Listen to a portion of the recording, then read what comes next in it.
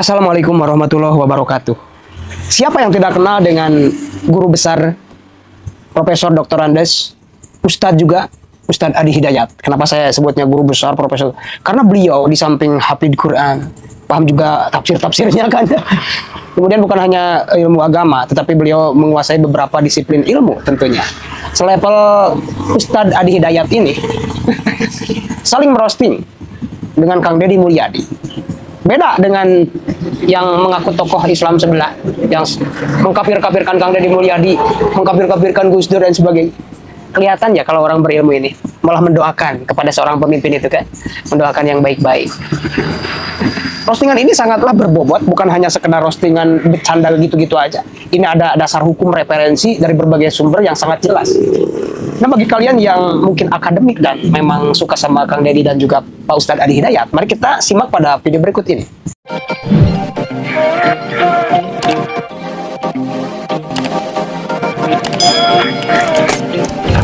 Saling roasting antara Deddy Mulyadi Gubernur Jabar dan Guru Besar Ustadz Adi Hidayat bikin penggemarnya bertanya-tanya, ada apakah dengan mereka berdua? Kalau saya tidak tertukar dengan ceramahnya Pak Ustadz Adi Hidayat. Yang saya hormati guru kita semua, Dr. Adi Hidayat. Panggilannya jarang nyebut dokter, ya panggilannya hampir di media sosial selalu nyebutnya Ustadz Adi Hidayat, bahkan tanpa bapak saking dekatnya. Kalau saya didobelin aja Bapak Dr. Ustadz Adi Hidayat. Seperti sunat itu. Terus Adi Hidayat. Saya nggak tahu Pak Adi ini kayaknya apakah yang bungsu atau paling besar. Kalau Pak Adi ini adalah paling besar, dia sudah melanggar namanya karena namanya juga Adi. Pak Gubernur kebanggaan kita di Jawa Barat yang hari ini telah berhasil mentransformasikan dirinya terang populis dari gubernur menjadi gubernur untuk Jawa Barat. Tadinya saya mau sedikit disclaimer dulu bahwa saya tetap secara nama berada pada pihaknya karena Adi bukan anak pertama tapi anak yang keempat. Deddy itu beda-beda tipis. Karena secara linguistik, saya juga dosen di linguistik dengan nomor induk 9202 508 01984 011101. Jadi itu dengan Diti itu seakar dengan David Deborah, yang artinya sangat perhatian, penyayang. Jadi kalau ngasih rock musik 5 juta, itu baru Deddy. Kalau Mulyadi tambah 10 juta lagi. Boleh dikutip nanti kirimkan ke Pak Gub ya. Saya doakan beliau sehat, berikan kesehatan, kekuatan memimpin Jawa Barat menuju provinsi yang siri asah, siri asih, siri asuh berkemajuan.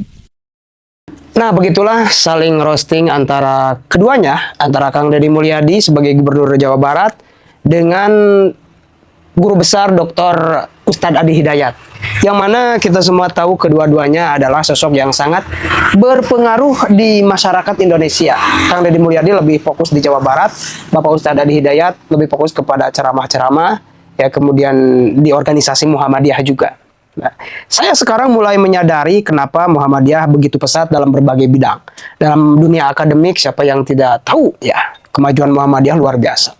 Ada SMK Muhammadiyah, ada Setikes. Setikes itu Sekolah Tinggi Kesehatan itu di Indonesia mayoritas Muhammadiyah. Perbankan juga Muhammadiyah sudah bergelut. Bahkan kemarin-kemarin masih baru-baru ini Muhammadiyah itu mengembangkan nuklir, bukan nuklir, mengembangkan pembuatan rudal kalau nggak salah. Itu sangat luar biasa. Bukankah Islam juga di abad-abad pertengahan gitu kan, lebih kepada menonjol di bidang sains juga, yang mana kita tahu Ibnu Sina ya orang yang pertama kali di dunia yang menemukan ilmu bedah membedah perut ya, istri yang lagi hamil kan, mau melahirkan, dibedah perutnya.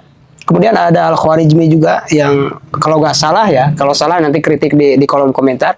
Al-Khwarizmi juga yang menemukan baris ya, AUEO kalau nggak salah. Kemudian Ibnu Qatadah yang menemukan titik ya, yang menemukan titik pada huruf Kemudian Ibnu Batuta. Ibnu Batuta juga ternyata orang yang pertama kali di dunia yang mengelilingi dunia. Namun sayangnya karena peperangan Islam itu kalah ketika melawan Nasrani di Andalusia atau di Spanyol kalau nggak salah ya, kalau sekarang itu Spanyol. Maka banyak sekali buku-buku sejarah yang memang dibakar, bahkan dijadikan untuk melewati kuda, ketika kuda melewati ke sungai-sungai yang deras. Itu buku saking banyaknya dari perpustakaan Islam terbesar di Andalusia di Spanyol itu dihambur-hamburkan. Ya, sejarah mungkin bisa saja dimanipulasi. Sehingga Columbus lah yang tercatat dalam sejarah sampai sekarang menjadi orang pertama yang mengelilingi dunia. Padahal Ibnu Batuta. Nah, di sini saya sudah mendapat jawabannya kenapa Muhammadiyah itu bukan hanya Islam garis pada seremonial ya, bukan hanya Islam berfokus pada seremonial ibadah mahdoh ya, tetapi secara muamalah, secara ibadah guer mahdoh juga memang sangat-sangat menyadari betapa pentingnya Islam itu lebih menjadi orang-orang yang justru harus memberi pelopor utama dalam memberikan implementasi daripada sikap-sikap rahmatan lil alamin. Kemudian potensi-potensi yang ada dalam diri manusia juga seharusnya kita juga menjadi pelopor utama dalam menggali dan meningkatkan sumber-sumber potensi dalam diri kita. Ya kan? Muhammadiyah itu memang di dalam semua organisasi, di dalam sebuah negara, di dalam sebuah lembaga itu ada plus minus. Tetapi gak ada salahnya kita saling membanding-bandingkan supaya kita bisa mengambil hal yang baiknya untuk kita ikuti. Bukankah kita juga sebagai manusia kadang melakukan salah, kadang lupa juga. Saya juga orang NU, saya juga cinta NU, tetapi apa salahnya dalam NU juga dikatakan ada kita mengambil metode yang lama yang lebih baik dan mengambil juga metode baru yang lebih baik. Tapi saya perhatikan kebanyakan takut ketika mau mengambil metode yang lebih baru, yang lebih baik. Padahal dunia sudah semaju ini kan. Masa kita kalah sama Iran yang selama ini Iran diasingkan oleh dunia? Tapi mereka lebih maju berkali lipat, beratus-ratus kali lipat daripada Indonesia. Mereka mandiri dari teknologi, ya. Apalagi mereka sudah bisa membuat rudal-rudal, bisa membuat drone-drone perang dan sebagainya. Jauh lah kita dengan mereka.